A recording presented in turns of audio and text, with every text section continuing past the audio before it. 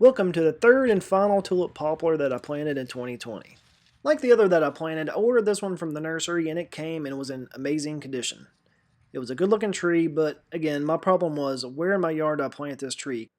This is a Google Earth view of my house here and in my neighborhood. In my neighborhood, I have a retaining pond that sits up above our neighborhood.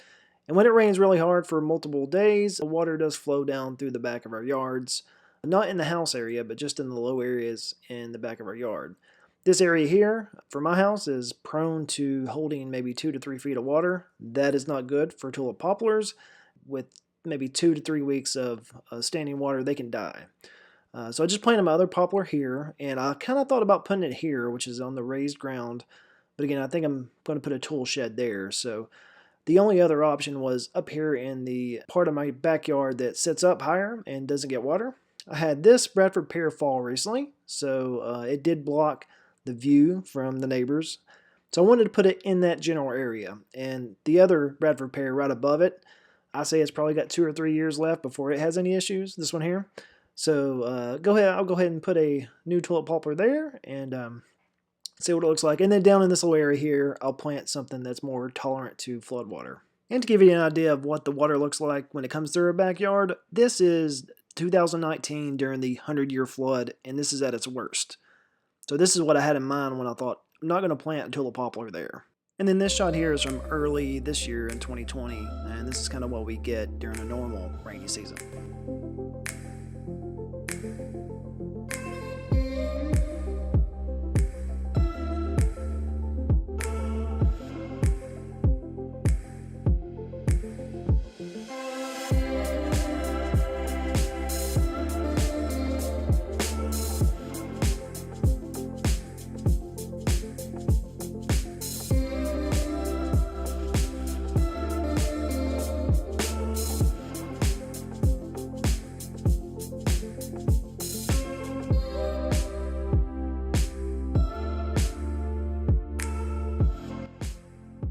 Now it's time to address the root ball.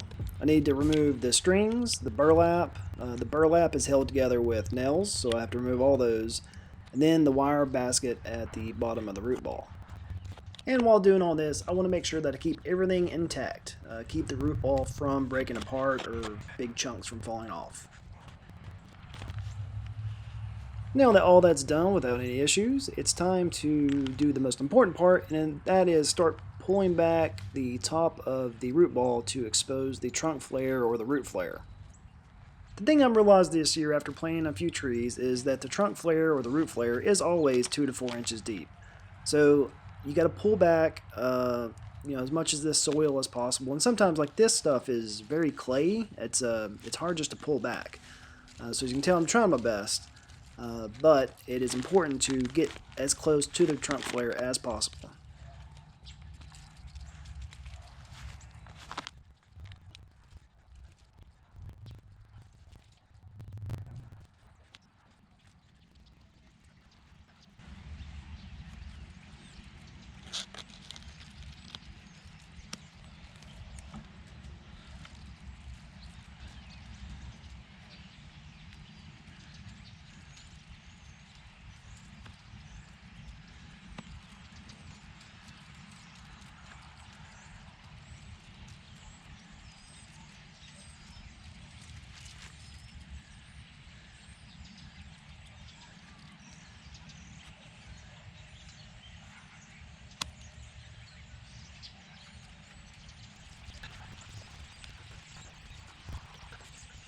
As you can tell there, I didn't make it all the way to the root flare. It would be very obvious if you make it to the root flare, because you can see the bigger roots kind of flaring out.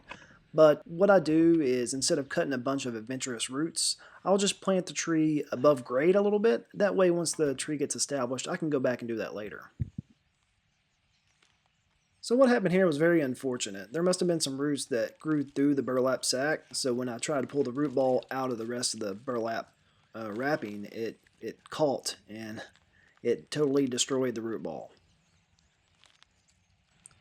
I'm hoping here I didn't kill the tree, but since you can't buy trees with just the roots only, with no root ball, I think this should be okay. I know it's a lot easier to work with if you have the entire root ball intact, but I'm going to have to work with what I got here.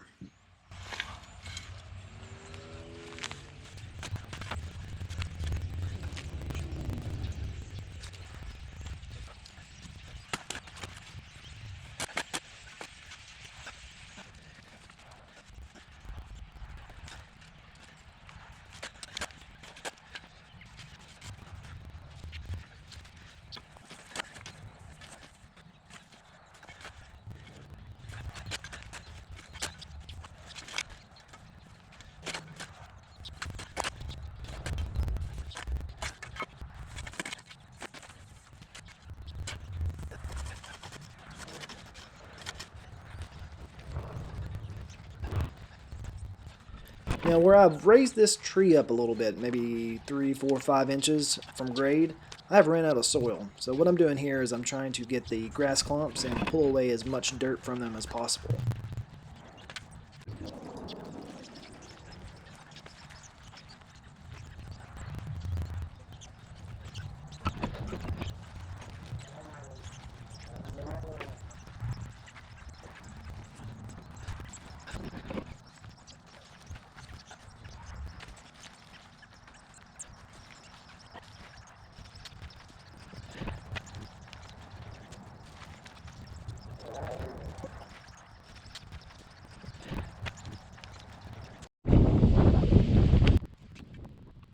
So it's now the next day, and as you can tell, the wind is really blowing, and I got really worried because this tree is barely in the ground, as you can tell from the video. So I went and got one of the rebar stakes that I used for one of the other trees and pulled it up and brought it up here and tied it off just to give it a little extra support.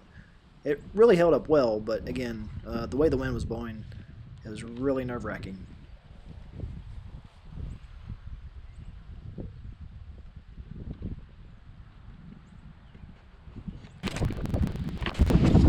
Where I was planting the tree is right up there, and here is the location of a Yoshino cherry that had recently died, and it had some good soil in the hole, so I thought I would go ahead and dig some of that up and take it up to the tree because where I did bury it kind of high, I ran out of soil and I needed it to be tapered off just a little bit more.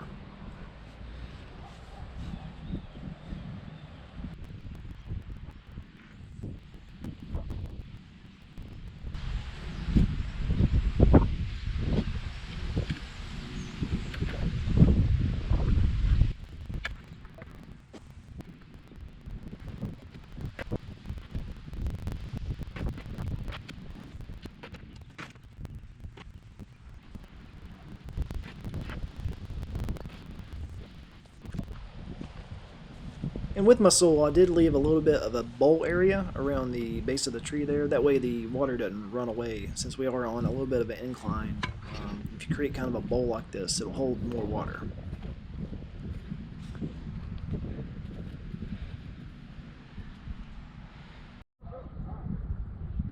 And here's a shot after I applied the mulch. It is also built up into a little bit of a bowl. That way when we apply water, we don't lose any.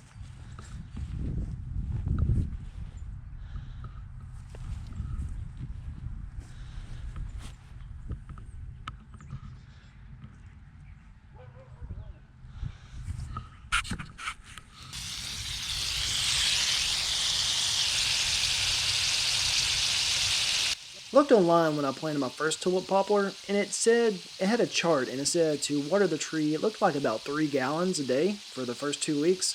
3 gallons didn't seem like enough, so what I've been doing is putting the water hose on soaker like this and letting it set for about 6 to 8 minutes.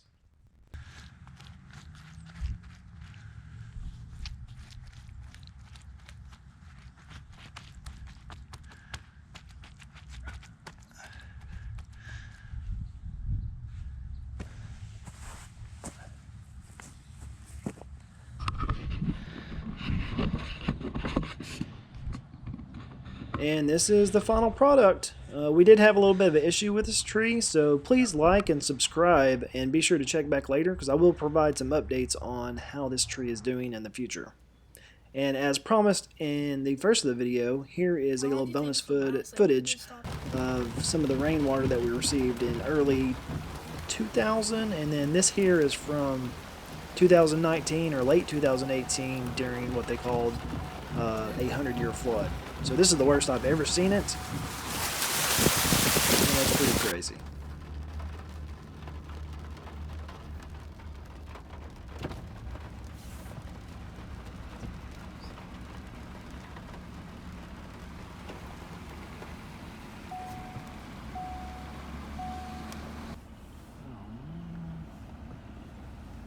Yeah, we're not gonna do that.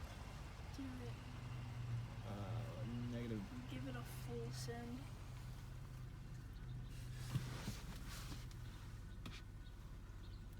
Hold on, let me record this.